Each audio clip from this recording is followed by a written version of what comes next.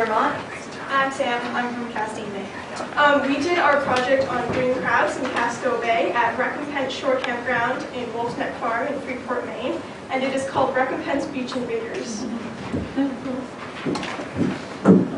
So earlier in the semester, we worked on learning the marine organisms that lived along the Maine coast, and we practiced identifying them by their common and scientific names. And one of those organisms was the green crab, and the green crab's scientific name is Carcinus maenas. And you can see here a diagram of it, and the carapace is the main part of the green crab, and there's also the width and the length. So we also learned that green crabs are an invasive species along the Maine coast. So what does invasive species mean? That means that it is a non-native species to an area and it has negative effects on that area. So green crabs came from Europe in the mid-1800s and was first spotted in Maine in the 1920s. Green crabs have lowered the population of clams by eating them and preying on them. And when the temperature gets below 7 degrees Celsius, the crabs leave and they go deeper into the ocean. So this research got us really interested in the migration patterns of green crabs and how the temperature affects those patterns. So we posed the question, is there a direct correlation or any correlation at all between the decreasing temperature and the abundance of green crabs in Recompence Shore? And the reason we chose this question was because it provided us with, or provided people with information that would possibly help with the management of green crabs.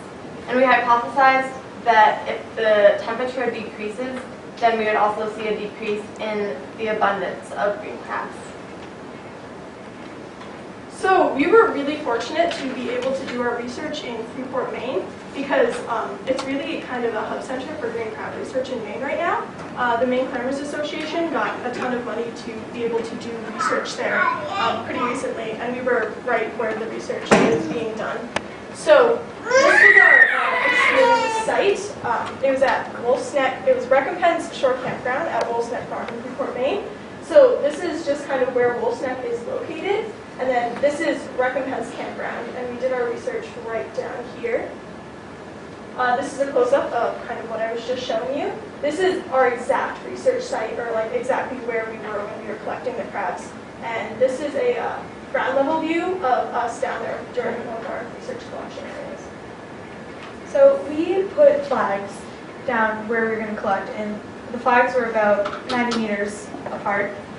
And we would look for the crabs in the knotted rack between the cracks and the rocks. We also looked under the salt marsh, but we were destroying that, so we didn't want to do that anymore.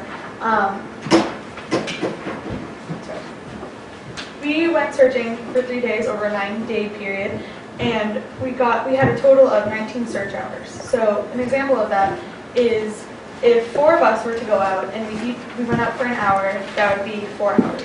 So because we each get an hour of searching. So after each collection session, we brought the green crabs that we had collected back to the lab. And what we did with them there was we marked them with nail polish. You can see that in the right picture. And we marked them right below the mouth on the upper abdomen. And the reason we did this was because we wanted to be able to identify them if we were to collect them in a future collection session. And then next we measured the width and the length of each green crab, and here is a picture of us doing that. And then we recorded any color variations we saw, and also any characteristics of the green crabs. So here's a picture of a male and a female crab, and the way you can tell the difference between a male and a female is by flipping it over and looking at the bottom of its abdomen, and if it has a rounded, like there's a triangle, and if it's rounded, then that's a female, and if it's pointed, that's a male. The last thing we did with the crabs was release them back at Recompence, and we had to do that on the same night that we caught the crabs, or else they would have died in the cold weather overnight, and that wouldn't have been very good for our population study. So this graph shows the temperature throughout our green crab collection, and the top blue line shows the high temperature, the middle orange line shows the average temperature, and the lowest red line shows the low temperature. So this first arrow points to our first day of collection, and the temperature on that day was about 9.5 centimeters, or 9.5 degrees Celsius. And by the end, the temperature had decreased to about 4 degrees Celsius. So also, before the last day, there was a snow accumulation of about 1 centimeter, and we think that the snow and the decreasing temperature were both factors that had an impact on the green crabs. So if you can think back to our original hypothesis, we wanted to see if the decreasing temperature caused a decrease in the abundance of crabs at Recompence. So these were the final numbers that we got. On our first day of collection, we got 22 green crabs. On our second day of collection, we got 27 green crabs. And on our third day of collection, we got 23 green crabs. So you can kind of see from those numbers that there was no real decrease in abundance that correlated with the decrease in temperature. And that's a picture of the largest green crab that we got. However, we did notice that the width of the green crabs decreased as the temperature decreased. This is a chart measuring the width of the green crabs that we found. The red line shows the maximum width, the blue line shows the average width, and the yellow line shows the minimum width. And you can see over the chart that the average width slowly goes down day by day as the temperature is decreasing. And if you can recall back to the temperature chart that we showed you, you can kind of see that there's a correlation there.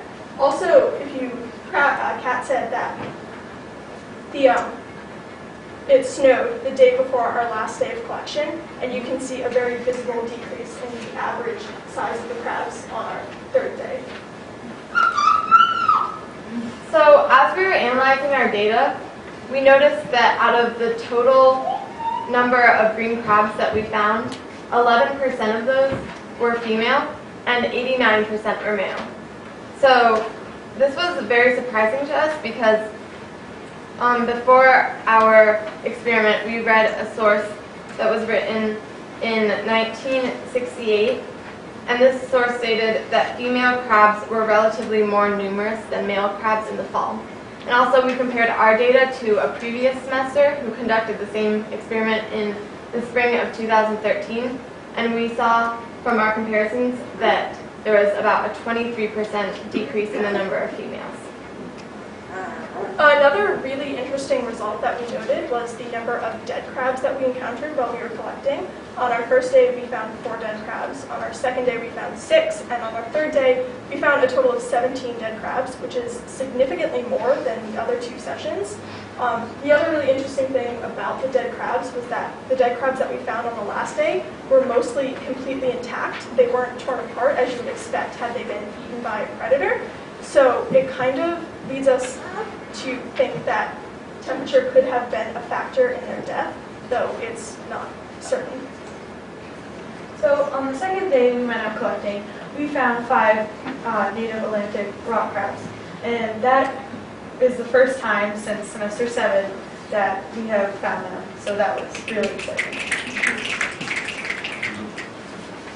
So if we were to continue our research, we would want to conduct our experiment further into the winter so that we could determine if the green crabs ever completely left the Recompence Shore area. And also, we would be interested to know if the pattern and the trend of the females decreasing, if that would continue over the next couple of years. And then another thing that we were interested in is if we took some green crab traps and tried to measure or count the number of green crabs in deep water, and how would those results match up with the ones that we found just by collecting them with our hands? What does this mean for me? This means that temperature could be a limiting factor, like for instance, the cold winters that kill the crabs. This also means that the crab population is going down and that native species and clams have a chance. First and foremost, we'd like to thank Colleen Bumford for being out in the field with us every single collection session and just always being there to support us. We'd like to thank our science teacher, Liz Halliday, for her constant love and support. We would like to thank our RAs and Ann Bardaglio for being there whenever we needed them and always being willing to help. And lastly, we would like to thank you guys for coming out here tonight.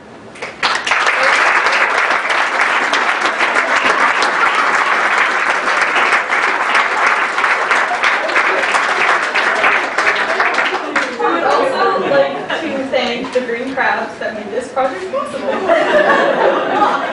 72. Any questions? You said you marked the crabs. Did you find any the second time? We didn't because the nail polish didn't work. It would get rubbed off, so we didn't know if we found any of the same crabs or not. Yeah. And we also, it wasn't that big of an error for our experiment because we just ended up comparing the number of green crabs each day. So. How long does a green crab live? A green crab can live anywhere from 5 to 8 years.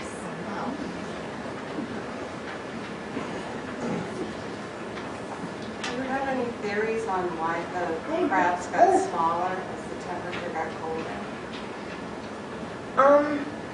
We're not quite sure, but we were sort of interested because we weren't sure if the large green crabs just migrated out or if they just came in and out with the tide.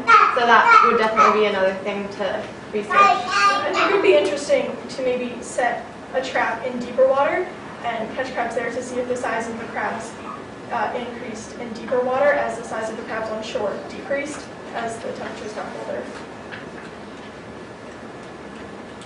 When you were collecting the crabs, did you set a trap or did you look around through the monograph? We did not have traps, so we searched by hand.